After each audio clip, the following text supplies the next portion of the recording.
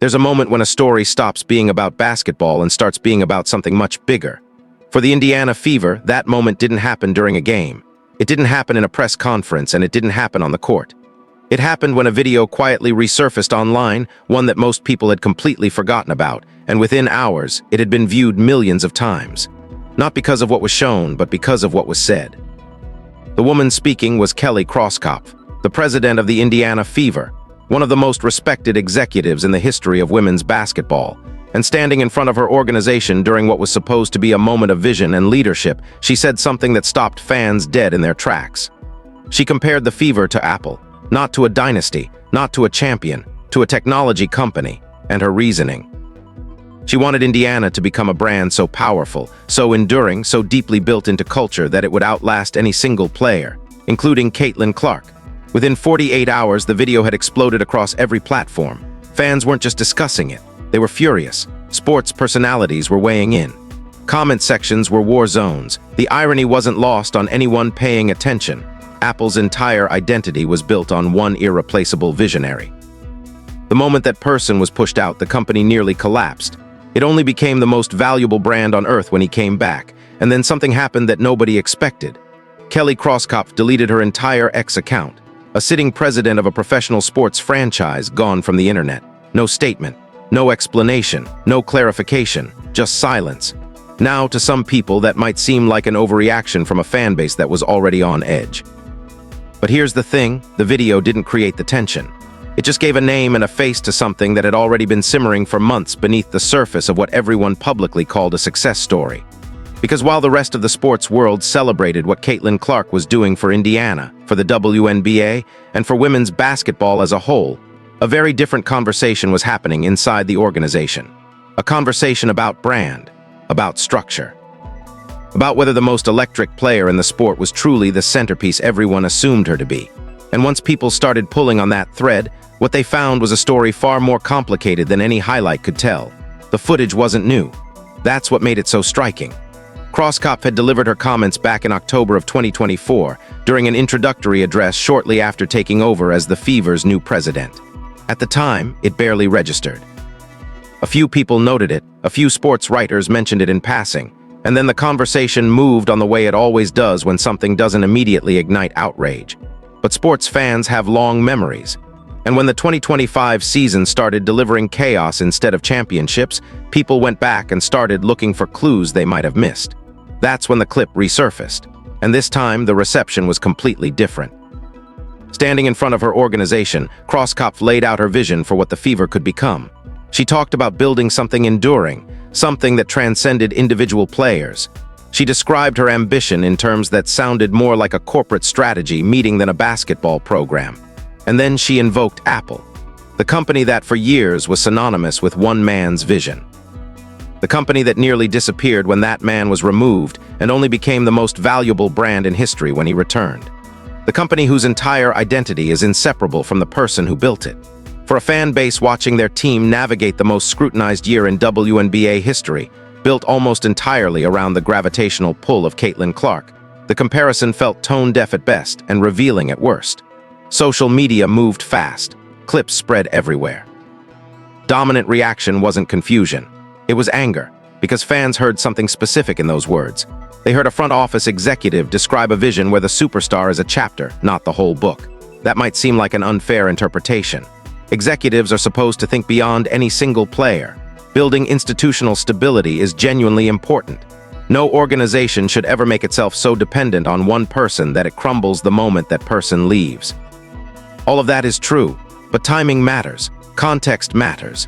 And the context here was an organization that had spent the previous 18 months riding the wave of one player's extraordinary appeal while simultaneously struggling to build a consistent winning environment around her. When fans heard, enduring brand beyond any one player, they didn't hear smart business strategy.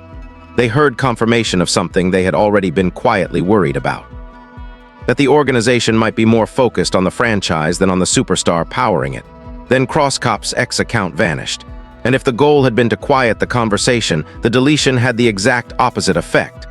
Silence, in moments like these, rarely reads as neutrality. It reads as confirmation. What nobody knew yet was that the deleted account was just the beginning. Because while fans were debating a video clip, something far more explosive was about to happen, something that would drag the coaching staff, the injury report, and the league office itself into the growing storm. Rewind to the start of 2025, and the picture looked genuinely stunning. Indiana had emerged from Clark's rookie season as one of the most talked-about franchises in professional sports. Arenas that previously struggled to sell tickets were selling out weeks in advance. Television ratings for Fever games were shattering WNBA records. National publications that had never covered women's basketball in depth were suddenly dedicating entire features to Indiana's rise. The trajectory felt unstoppable. Then the injuries started. One by one, key pieces of the roster began disappearing. The depth that Krauskopf had assembled through an aggressive offseason started thinning out in ways nobody anticipated. And at the worst possible moment, just as the Fever appeared ready to take the next step as a legitimate championship contender, Caitlin Clark herself went down. She appeared in just 13 games during the 2025 season. 13. For a player whose presence alone drives television deals, sponsorship conversations, and ticket demand across the entire league, 13 games. The impact was enormous, and not just in the standings. The national conversation that had been so loud, so electric, and so full of momentum suddenly had nowhere to go. It wasn't just Clark. DeWanna Bonner, a veteran the organization had brought in with real fanfare, reportedly wanted out almost immediately after joining the team. Whether those reports were accurate or exaggerated, the optics were damaging. A free agent addition requesting out mid-season doesn't just raise questions about fit. It raises questions about the culture inside the building. The WNBA's GM survey, which polls league executives on everything from MVP candidates to franchise outlooks, told another story too. Clark, who had dominated those rankings in virtually every meaningful category the previous year, started sliding. The injury season had disrupted her momentum in the eyes of people whose opinions actually shape roster decisions across the league. Fair, debatable, expected, absolutely. But for fans who had watched Clark do things no player in the sport's history had ever done, seeing the establishment consensus shift, even slightly, felt like a warning signal. Here's the thing about franchise windows that most casual fans don't appreciate until it's too late. They don't announce themselves. There's no moment where a team looks around and realizes clearly that the opportunity is beginning to close. It happens gradually. A season lost to injuries here. A free agent departure there. A shift in league perception that slowly changes how other organizations approach you in trades and negotiations. Indiana spent most of 2025 watching those things happen in real time. And through all of it, the organizational response never quite matched the urgency fans were demanding. Press conferences came and went. The injury explanations were given. The optimism was maintained publicly. But beneath the surface, the questions were multiplying faster than any answer could address them. Questions that were about to become much louder because the front office's decisions didn't just affect the roster. They affected the coach standing on the sideline every night. Kelly Krauskopf didn't arrive at the Indiana Fever as an unknown quantity. Her resume is genuinely impressive. 13 playoff appearances, 3 finals trips, a championship. And in a historic move that predated her Fever presidency, she became the first woman to hold an executive basketball operations role with an NBA franchise when she joined the Indiana Pacers front office. In the world of women's basketball, she is one of the most accomplished architects the sport has ever produced. That credibility is exactly why her decisions carry so much weight, and exactly why they get dissected so thoroughly when things go sideways. When Krauskopf returned to lead the Fever's front office heading into 2025, she moved quickly. She brought back Stephanie White as head coach, a hire that received strong reviews from most analysts who covered the league. She pursued veteran talent aggressively. She signed DeWanna Bonner, added pieces around the existing core, and extended Kelsey Mitchell on a supermax deal that made Mitchell one of the highest-paid players in the entire WNBA. On paper, each of those moves had logic behind it. Veterans provide stability. Experienced coaches provide structure. Keeping your best returning scorer makes obvious sense when you're trying to build around a young superstar. But collective decisions don't just get evaluated individually. They get evaluated as a philosophy. And when fans looked at everything Krauskopf assembled, some of them started seeing a pattern that concerned them. The Bonner situation became the most visible crack almost immediately. Reports suggesting she wanted out of Indiana surfaced quickly enough after the signing that it raised uncomfortable questions about the fit and the process. Whether the situation was mismanaged or simply misrepresented publicly didn't matter much by that point. Perception had already hardened. Then there was the broader roster question. Mitchell's supermax contract was the largest on the roster. Aaliyah Boston was locked into her own significant deal. Clark's rookie scale was still in effect, but her extension eligibility was approaching fast. The financial math was already becoming complicated, and the team hadn't yet proven it could stay healthy for a full season. Critics of the approach argued that Krauskopf was building around a balanced veteran structure when she should have been building specifically around Clark's unique offensive skill set. Supporters argued that winning requires more than one star, that veterans matter, and that a competent front office doesn't abandon roster depth simply because it has a transcendent talent on the floor. Both arguments have merit. That's what makes the conversation difficult. But then something happened that shifted the debate away from contracts and roster construction entirely. A short video clip started circulating, not from a game, not from a press conference, but from a quiet moment on a sideline. And suddenly, all of those back-and-forth arguments about front office philosophy had a far more immediate and emotional focus. The cameras had caught something. And once fans saw it, the conversation about Indiana's direction changed completely. Nobody expected a routine substitution to become one of the most analyzed clips of the WNBA season. But that's exactly what happened. During a game that Indiana needed, cameras caught what appeared to be an animated exchange between Caitlin Clark and Stephanie White on the sideline. The specifics of what was said remained between the two of them. But what fans could clearly see was the body language, the energy, and the moment immediately after when White called another player to replace Clark on the floor. The clip exploded online within hours. Some viewers watched it and saw nothing more than a competitive player expressing emotion during a tense moment. Coaches and stars disagree constantly. That's basketball. It doesn't mean anything. Others saw confirmation of everything they had already suspected. That something wasn't quite right between the organization's biggest star and the coaching staff responsible for putting her in a position to succeed. Social media did what social media does. Theories multiplied. Rumors escalated. Some corners of the internet were claiming Clark had been benched entirely. Others suggested she had gone off script offensively and White was sending a message. The speculation reached a point where even credible sports journalists were being asked to weigh in on what had actually happened. Then a separate incident added fuel to an already raging fire. Hours before a game, Clark was ruled out with back soreness. On the surface, that sounds routine. Players get hurt. Injuries happen. Except this ruling came without any prior injury designation. Clark had not appeared on the official injury report in the timeframe required by league rules. The WNBA stepped in. Indiana received a formal warning from the league office over how the situation had been handled. A formal warning from the league over Caitlin Clark's injury report. For fans who were already in a heightened state of concern about how the organization was managing its franchise player, this wasn't just an administrative footnote. It was a headline. The league itself was telling Indiana that proper procedures hadn't been followed around the most visible player in the sport. The Fever and Krauskopf pushed back, characterizing the situation as a procedural issue rather than anything intentional or significant. Clark addressed it publicly, expressing support for the coaching staff and dismissing the idea of any serious conflict. White did the same.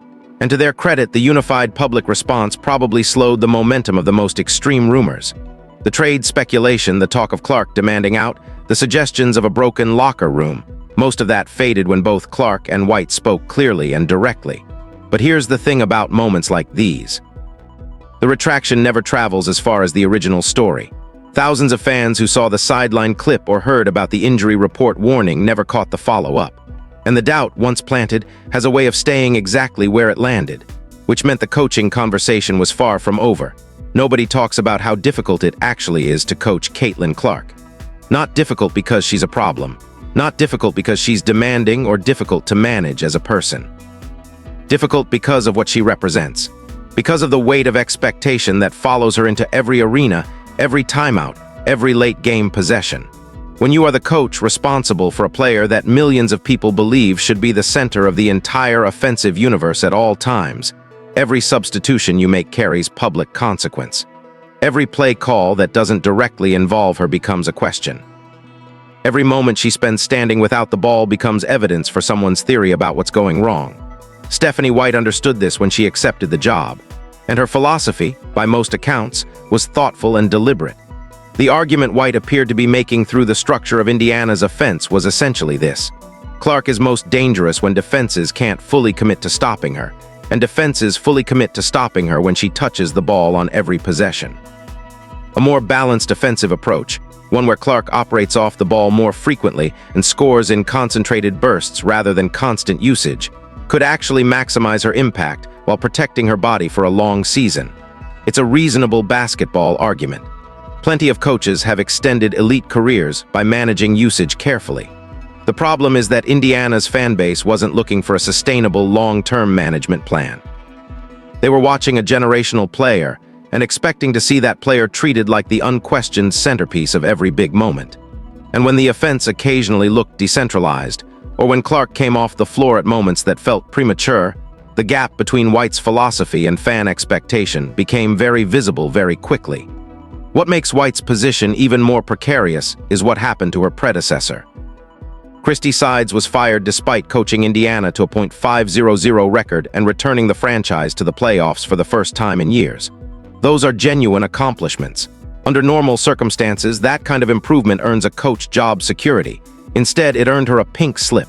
The message that sent, whether intentionally or not, was clear.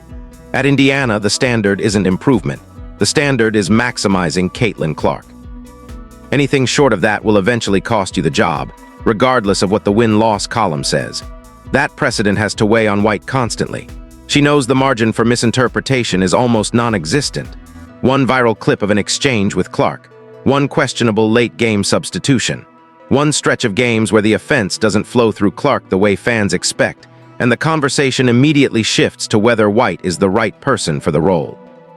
That's an environment almost no coach in professional sports operates in. And while White navigates all of that pressure from the sideline, an entirely different kind of pressure is building quietly in the background, one that has nothing to do with substitutions or play calls, and everything to do with a contract clock that has already started ticking. If you want to understand what Indiana is capable of when everything aligns correctly, you don't need to look very far. The blueprint already exists inside the franchise's own history. When the Fever built their identity around Tamika Catchings, there was never a version of the conversation where anyone inside or outside the organization was unclear about who Indiana was. She wasn't one piece of a balanced roster strategy. She was the foundation. Every contract decision, every coaching hire, every personnel move was evaluated against one primary question: does this help us maximize Tamika Catchings? The result was one of the most sustained runs of success in WNBA history. Consistent playoff appearances, multiple finals trips, and eventually a championship that validated every decision made along the way. Catchings didn't win because Indiana had a corporate brand vision. She won because the organization committed fully to building something specific around something exceptional. There was no ambiguity. No philosophical debate about whether the franchise should outlast any one player. Everyone moved in the same direction because everyone understood who the direction was built around. That's the comparison fans keep returning to when they discuss Caitlin Clark. Not because Clark plays like Catchings. She doesn't. Their games are entirely different. What fans are comparing is the organizational clarity that surrounded Catchings versus the organizational noise that has surrounded Clark. In the Catchings era, fans never had to wonder whether the front office fully understood the opportunity they had. They never found themselves analyzing executive interviews for signs that the franchise's vision might not revolve entirely around its best player. They never spent days debating whether a contract decision or a coaching philosophy might be quietly working against the superstar carrying the franchise's future. That absence of doubt matters more than most people acknowledge when they're in the middle of it. Winning teams don't just need talent. They need clarity. They need everyone pulling toward the same vision without hesitation or competing priorities. What's particularly interesting is that several of the people currently shaping Indiana's direction were part of the organization during the Catchings era. They lived through it.